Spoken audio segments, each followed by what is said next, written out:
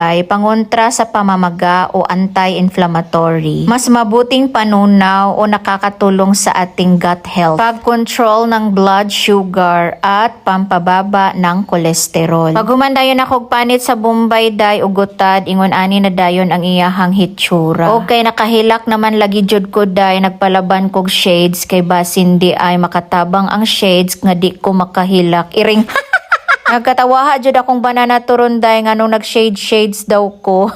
Basin di ay no effective nga kung mag-shades ko or mag-wear kog shades, dili na ko muhilak. Iring daghan pa manggod akong gutaron nga Bombay day, unya hilak na jud ko ani nga part ba. Abi man na kog effective nga magsuot og shades day, dili man di ay nakahilak ra gihapon ko. Way klaro ni day oy.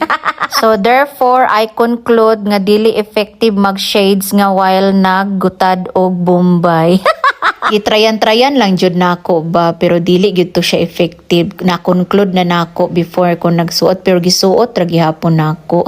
O humana dayon tagutad sa tanan Bombay nga ato ang ipickled day, ingon ani na dayon ilahang mga hitsura. Mag-add po dayon kog sili nga green day, isa ka buok para medyo halang-halang ang atong pickled onion. Ug nag-add po dayon kog pipino tunga lang, gikwaan lang dayon nako siya og liso. Para pod na ay color gamay ang atong pickled onion, dili lang pod onion tanan ang imong makita, at the same time na kay makita nga medyo green sad pa, beauty ba kunuhay. Dili lang di ay pickled onion ang akong buhaton karon day, mag-pickled sad ko og ahos. Oh my gosh, excited kay ko sa ahos. Ining akong sudlanan day napalit lang ni nako dinha sa DIY. Hoy, DIY baka naman inyo kong i-model. Hoy!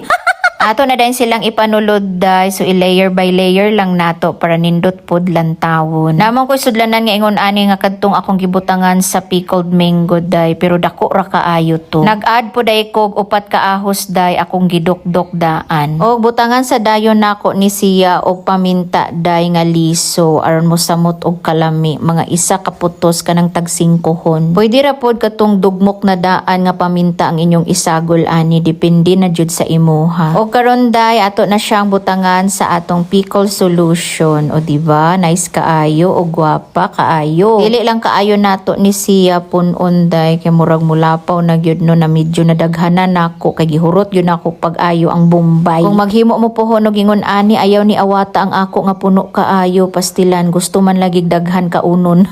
O ready na dayon ang atong pickled onion day, store lang ni nato siya, ibutang nato sa ref dayon, pwede na din ni siya kaunon 2 to 3 days. Salamat kayo sa pagtan-aw ninyo sa akong video, andyan magamping kita kanunay, maratubay.